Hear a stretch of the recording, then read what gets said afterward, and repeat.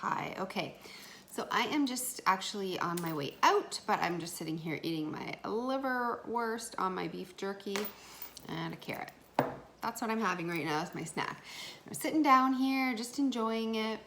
And I thought I really wanted to make a video because I wanted to talk about your healing to-do list. So if you have a healing to-do list, you are piling things on your plate to do in order to heal, right?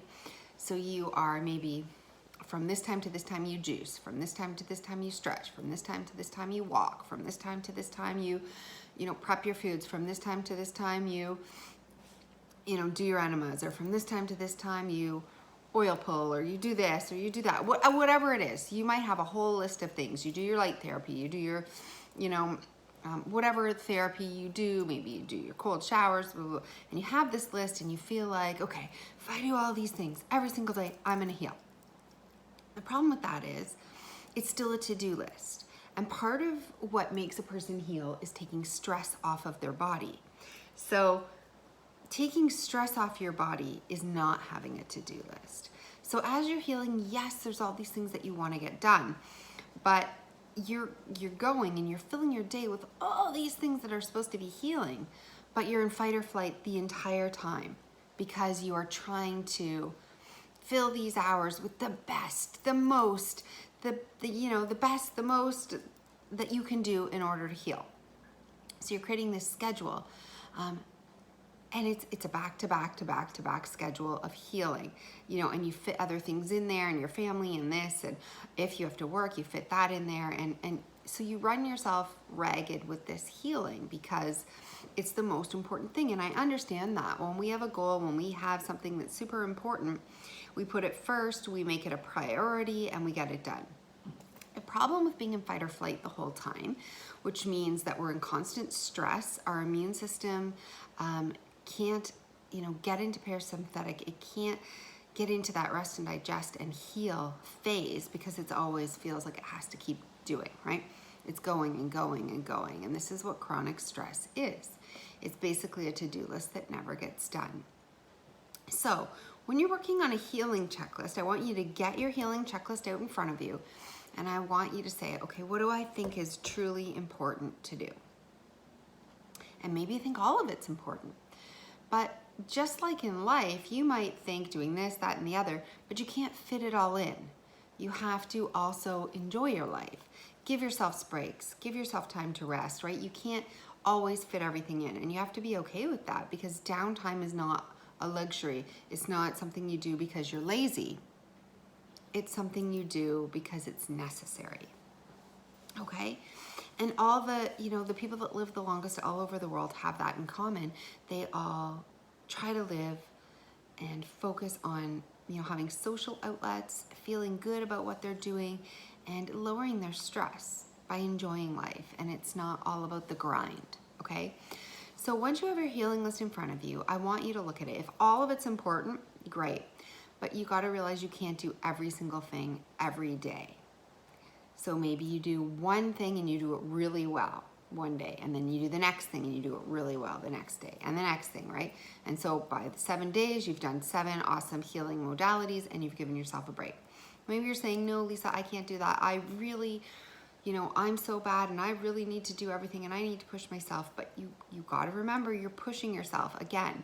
So, and I've done this. I know what I'm talking about. I know how strong of a desire it can be to make this to-do list and to feel like you're filling your time with things that are going to heal you. So when you get this list, I want you to say, where can I schedule downtime then? Because if you're not gonna create that downtime for yourself, you need to put it in because it is one of the single most, healing things that you can do for your body. So maybe you do one thing in the morning and then you have a healing hour. Another thing, a healing hour. Maybe do 2 or 3 things and then a healing hour.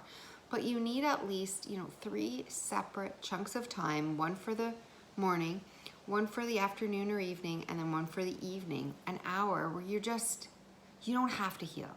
You don't have to do a list. You don't have to do anything. You don't have to meditate. You don't have to do something that you enjoy or do a hobby. You can just do nothing and feel comfortable like I'm supposed to be doing nothing. You know, if you want to flick on the TV, you can. If you want to go for a little walk, you can. If you want to sit outside and breathe, you can.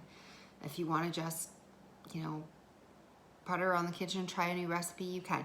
It's not something scheduled, it's something for you. Something that actually takes stress off your body. So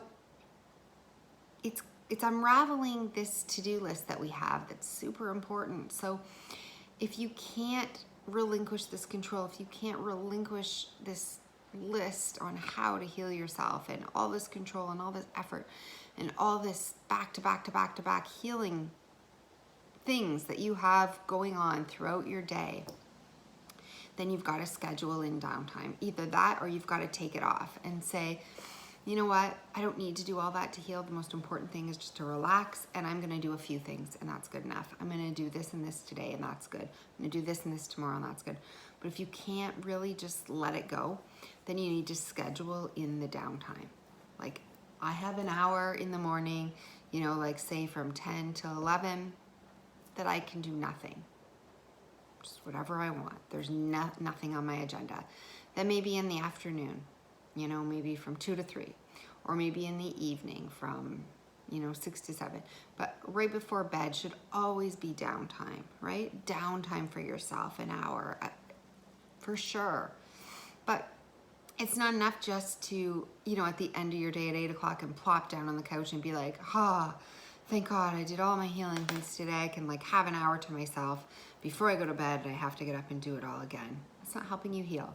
So you got to schedule in. You need, you know, at least 3 different sections of time. You know, you need a morning, and you need an afternoon, and you need an evening hour for yourself. So make sure that you schedule those into your to-do list every day. And it's not, if I get all this stuff done, I've earned an hour. It's like, no, I need an hour.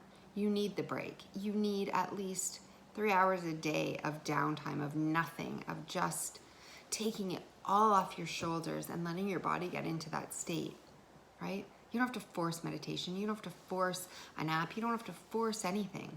Just let it go. Just your only goal for that half an hour should be to let it go.